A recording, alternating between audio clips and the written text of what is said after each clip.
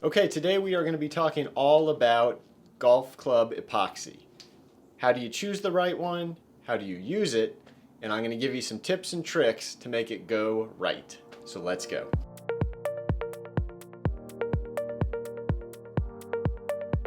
Hi everyone, welcome to the Mobile Club Maker. I'm AJ, thanks for watching the video. Today, like I said in the upfront, we are going to be talking all about Golf Club Epoxy. Seems like it could be a somewhat boring topic. We're just talking about glue here. But really, if you're going to be doing club work, if you're building clubs, it's one of the most important things and something you should really understand to make sure, one, you're choosing the right kind of epoxy, and two, you're using it correctly to make sure you have the best chance of success so that club stays together as long as you want it to. So what are we going to talk about in this video? Well, first we're going to cover what is golf club epoxy? What's the difference between golf club epoxy and any number of other epoxies that you could go to the hardware store and pick up? Secondly, we're going to focus down into the specifics of the golf club epoxies. If you go online and you go to order some golf club epoxy, you're going to see there's dozens of different epoxy combinations, formulations, different dispensing methods, all sorts of differences, different colors. What does that all mean? How do you pick the right one for what you're trying to do for your specific club building goals? So we're going to cover all that. We're going to look at the pros, we're going to look at the cons. Lastly, stick around to the end of the video because I'm going to give you some tips and tricks for how to make sure your epoxy stays together the way you want it to. You get a good bond, a long-lasting epoxy bond that will last the club forever, or at least as long as you plan on keeping it. Okay, so the first thing we're going to start out by talking about is what is a golf club epoxy and how is that different from any number of other epoxies. Oh, by the way, if you enjoy these videos, please go down below and subscribe to the channel, or like it, or hit the bell to be notified when new videos are coming out, or please put a comment down there in the comment section. I love to see those comments, answer questions, things like that, so please utilize that. So what makes golf club epoxy different from other epoxies? Golf club epoxy, in the end, it's a basic two-part epoxy. You've got a resin and you've got a hardener, and they come in two separate containers. Now, they may come in a container like this little sort of double syringe. They may come in bottles, little squeeze bottles like this of different sizes, but basically you've got your resin in one and you've got your hardener in the other, and you keep them separate until you're ready to actually create the epoxy. So, there's kind of three different types of epoxy you can think about. There are some epoxies, that are very strong. They have an incredibly strong bond, but they can be somewhat brittle or fragile. They can hold a lot of strength, they can hold very tightly, but if they are shaken or banged about, it's going to be a problem. There's also some epoxies that are very good at taking stress, being banged around, being moved around a lot, but are not necessarily as strong. Then there's a third category, and this is where golf club epoxy fits, which is basically called a toughened epoxy. And that kind of is the best of both worlds. So you've got a strong epoxy that gives you a very strong hold, but it also gives you some flexibility, some dampening. It's done, you basically take a very strong epoxy and they embed into it or mix into it these little microscopic kind of rubber balls essentially, and mix that in. And what that gives you is an epoxy that not only is very strong, but if it's banged about, if it has to endure any sort of impacts, it's got a little bit of give to it, so it's not just going to crumble, shatter, break apart. So that's what golf club epoxies fit into. It's one of these toughened epoxies. So what are the important things that we need to be thinking about, the features, when we're picking out a golf club epoxy? Like I said, there are dozens of variations of golf club epoxy. I mean, there's hundreds and hundreds of epoxies out there, but even when you focus down into just golf, there's still dozens of different epoxies, different formulations, different colors, different dispensing methods. different time and strength attributes to them. So how do you pick the right one? Let's cover the basics of what any epoxy is going to be bringing to the table. The first is going to be time. How much time does that epoxy give you? Now, why is that important? Well, it's going to be dictated by a couple things. One is going to be dictated by your workload or how quickly you need a club done. If you have only a couple clubs and you want them done quickly, you want to put together a driver, fix a 7-iron, and go play with it the same day, you're going to want an epoxy that cures faster than, say, a 24-hour epoxy. Okay? Likewise, if you have a full set of irons or a whole bag that you're reshafting or multiple sets of irons, well, obviously you're going to need an epoxy that stays in its liquid form much longer because you've got a lot of golf clubs to do and you don't want to be constantly mixing up epoxy. It hardens. You got to mix up more. It hardens. You want an epoxy basically that you can go do all the clubs you need to do and let them dry. So that's the time. The second thing is going to be the strength, and this is often written out on epoxy in a number with a PSI behind it, pounds per square inch, and this is measuring what's referred to as lap shear or overlap shear. What that simply means is this kind of epoxy is measured, the strength of it is measured bonding two surfaces together and seeing how much force it takes to pull them apart, to shear them apart like this. So, think of a golf club hosel. It's basically like this, only in a tube form. So the epoxy is stuck between the layers, and the amount of effort, the amount of strength it requires to pull those apart, that's that PSI that you're giving. Usually it's given somewhere on the box or on the packaging somewhere. The higher the number, the stronger it is, very simply. For golf clubs, I would say the bare minimum you would want to ever use is probably around 1800 PSI. That's probably about the lowest you're going to find. On the high end, you're going to see something like 4500 PSI, and that's going to give you a very strong bond. That epoxy is going to be very sturdy. So you've got the time it takes, you've got the strength of it, and then you've got to think about quantity and dispensing method. Quantity being how much epoxy do you need? Are you building, 100 clubs a month? Are you building one club every 6 months? Because depending on how much you're going to build, that's going to dictate, whether you need bottles this big, whether you need bottles twice this size, whether you just need the little syringes like this.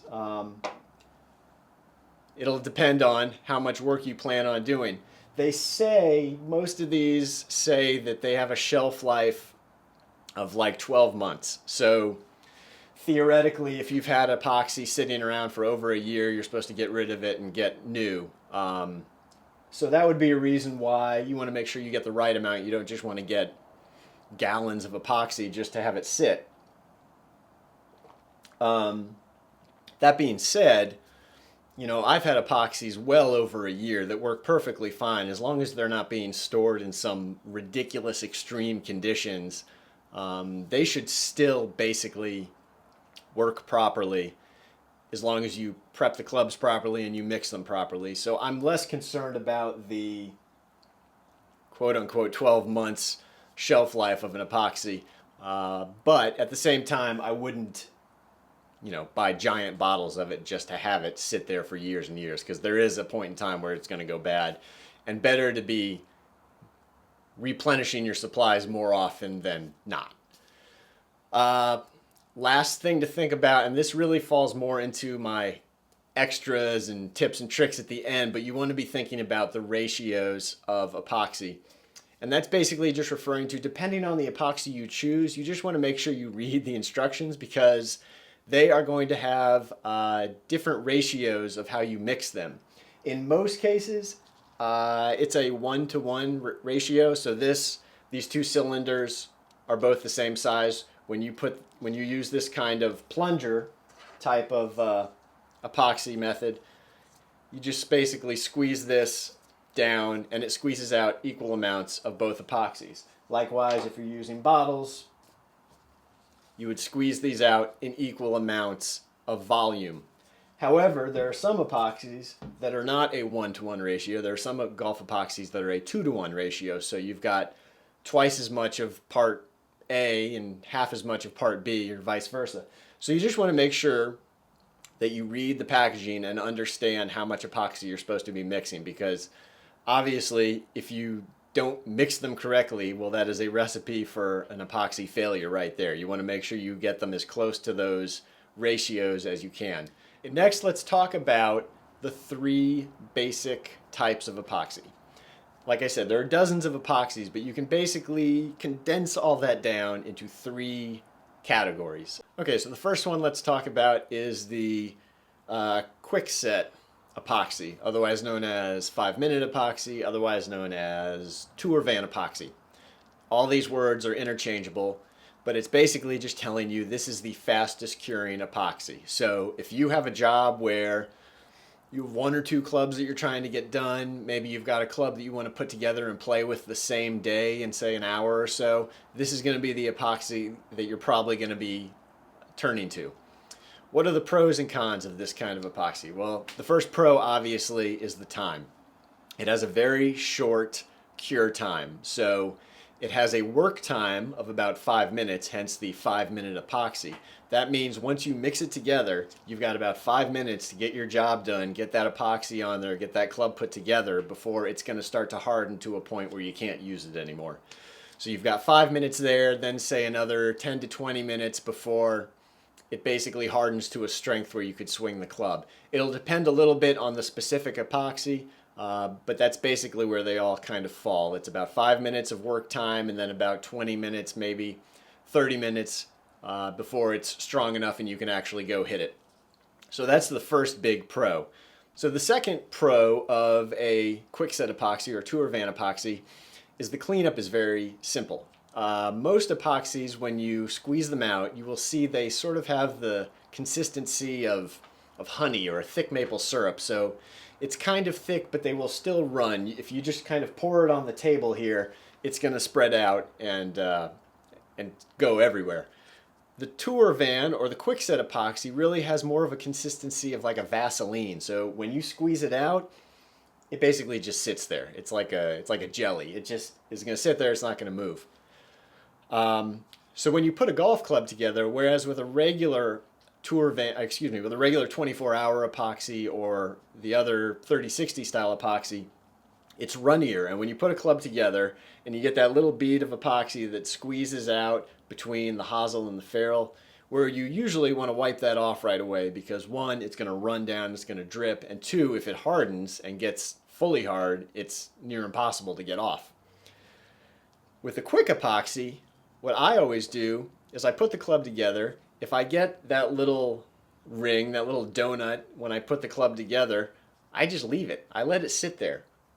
1, it's not going to run. It just stays right there. Secondly, because of how this epoxy is formulated, I can come back in 5 minutes, 10 minutes, feel it, and when it starts to get firm, I can just go and I can peel it off with my thumb. I don't need to wipe it with a solvent or something like that, a rag to get it off. I can just peel it off with my finger, wipe away the residue. It's very simple to get rid of. Just, wait about 10 minutes and you can peel it off, let it finish curing, you're good to go. Very simple to clean up. So those are the pros. What are the cons? Well, the cons are, one of which is the time. Yes, it's very fast, and that can be great. However, if you're trying to build, say, maybe more than 3 or 4 clubs max, you're going to be hard pressed to do it with this quick set epoxy before it starts to cure on you, starts to harden, and you can't use it anymore. So if you have to do a set of irons, I would never use quick set epoxy because you just don't have enough time. So unless you want to be remixing new batches every time, it's really not the epoxy you want to use. Secondly, the strength of it. That lap shear strength, because this is a quick set epoxy, that's the trade-off. You get the speed, but you don't get the strength. So whereas these other epoxies are going to cure to a much higher PSI, a much stronger bond, the tour set epoxy is usually going to fall somewhere around 2000 PSI. Again, it can depend on the specific epoxy. Some of them are going to be a little lower. Some of them may be up to 2500. Again, you can see on the label. But they're not going to be as strong as these other epoxies that we're going to be looking at.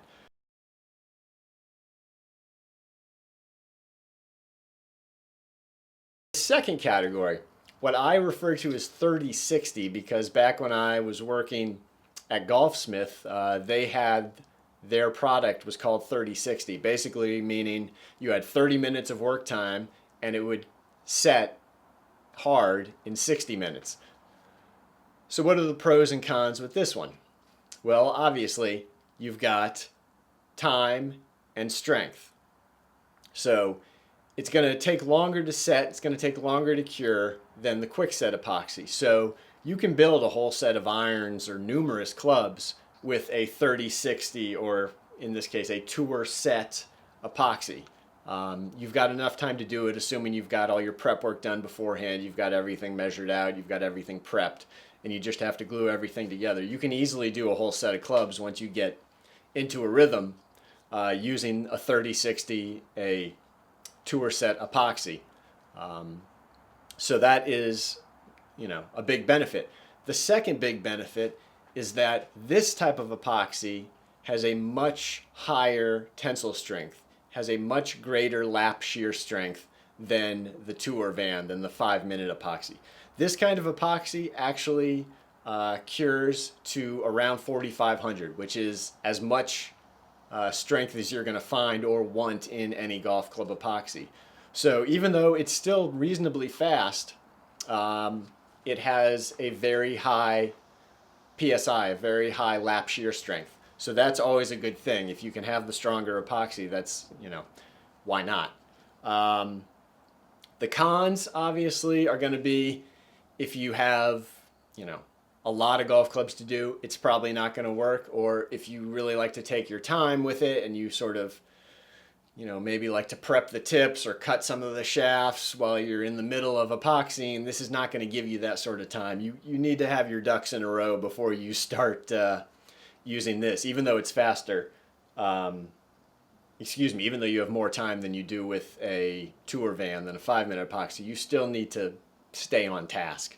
The other con of this type of epoxy is it's usually slightly more expensive compared to the third type of epoxy we're going to be talking about. This is usually the most expensive of the three kinds of your quick epoxy, your sort of 24-hour long epoxy, and this one that's sort of the best of both worlds in many cases. You're going to pay for that a little bit more, and because of that, I would say that is a con. Now, it's not a huge difference. You're talking a couple dollars one way or the other, so it's not a big deal, but just something to be aware of. So that is the Tour Set, or the 3060 epoxy.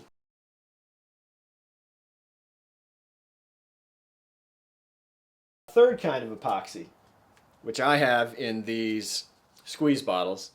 This is 24-hour epoxy, tour strength epoxy, high strength epoxy, whatever you want to call it. Essentially, it's just the strongest kind of epoxy, even though the actual PSI measurements on it come out to be about the same as that 3060. It's again around 4,500 PSI. They will refer to it as high strength. And this is a 24-hour epoxy. What that means is you have a long time to work with this. If you want to go, mix it up, build a club or two, go eat a sandwich, come back, you can still keep using that same epoxy. You have a long window to get all your work done with this kind of epoxy. You've got hours usually. So that can be, good for some people if you want to eat lunch in the middle of it. You've got a lot of clubs to do. You just don't want to have that hurried feel, worried that you're going to be, halfway through a club and then the epoxy starts to harden. This epoxy will give you plenty of time. The second pro, again, it's very high strength. You've got that 4,500, give or take, PSI for the lap shear. So those clubs are going to stay together, assuming you mix it properly. And that's obviously always a good thing. Thirdly, it's going to be less expensive than the other epoxies. You usually are going to buy it also in bigger containers, the 24-hour epoxies. I'm not even sure. I'm sure they do sell them in the little syringes. At least some people do. But in general, when you're getting the 24-hour epoxies, they're going to be coming in bigger bottles, either this size bottles or they make them much bigger even, 2 or 3 times this size.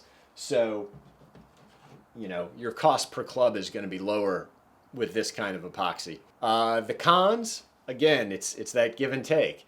It's a very long set and cure time, so you can do a lot of clubs with it. You're not going to feel hurried, but at the same time, it's going to take 24 hours for those epoxies to cure to a playing strength. So if you're going to be building clubs with 24-hour epoxy, you just need to realize that you're going to have to build them, and then you're going to have to leave them be and not touch them for 24 hours because it needs that time to set and cure. So that's going to be, you know, if you need a club the same day, you can't use 24-hour epoxy in most cases. The other downside is anytime you're going to be using any of these higher lap shear strength epoxies, they're going to be harder to take apart.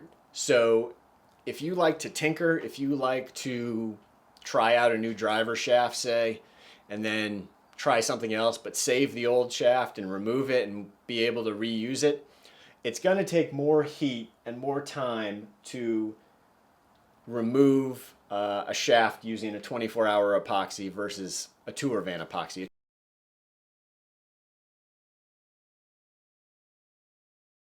Okay, so I also told you I was going to give you some tips and tricks here at the end of the video. So that's what we're going to cover at this point. The first one is going to be about shafting beads. You will see people sometimes talk about shafting beads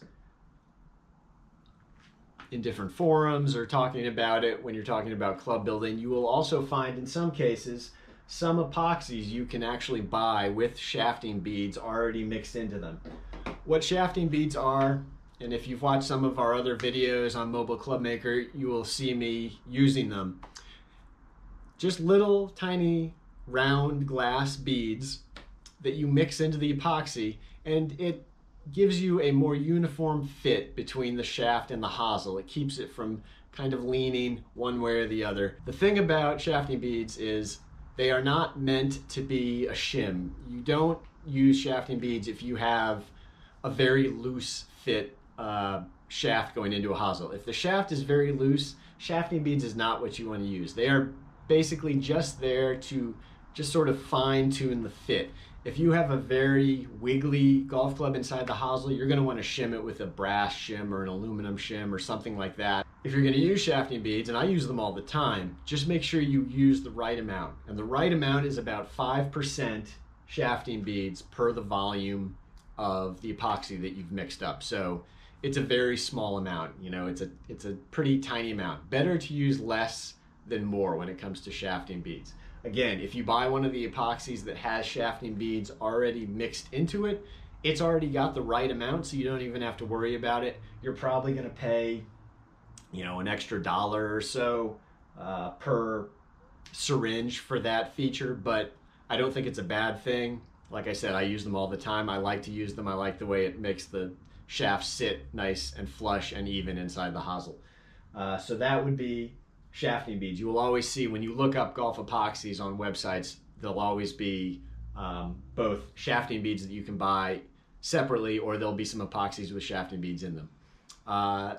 Secondly, just about color. Color really has no bearing on any of the things we've talked about, either strength or cure time. It's basically just what they chose to do. So you're either going to find some epoxies that cure sort of white or clear, kind of milky white clear, and some that are colored and that are going to cure black. And depending on what kind of application you're using them on, if you're going to be seeing any of that epoxy, you may want one versus the other. But again, something to be aware of. You may see the same epoxy in both a black and a white or clear. coloring, but that's just based on what your application is going to be, what your personal choice and preference is going to be. As another tip, anytime you're using any of these little syringes, when you go to squeeze them out, they will almost never come out perfectly even. You go and you start squeezing these out, and one side is going to start squeezing out first, and then the other side is going to trail behind a little bit. So you just want to be aware of that, because if you only mix up a small amount of epoxy to start with, and one side is squeezed out quite a bit more than the other, then your ratios may be off enough where the epoxy might not actually set and cure properly. So be aware of it when you're mixing it. You may need to sort of, alter how you squeeze the plunger in to try and get them out evenly. As a good rule of thumb, what I always do is I always mix more epoxy than I need. I will always have a good bit of leftover epoxy. This is in a little mixing cup, but I always make more than I need, because my thinking is if I make too much, any slight miscalculation, slight mismeasurement in the two epoxy components, either the resin or the hardener, is going to be minimal. If I mix up 1 ounce of one with 1 ounce of the other, but I have an extra ounce on one side, it's going to be a pretty big issue.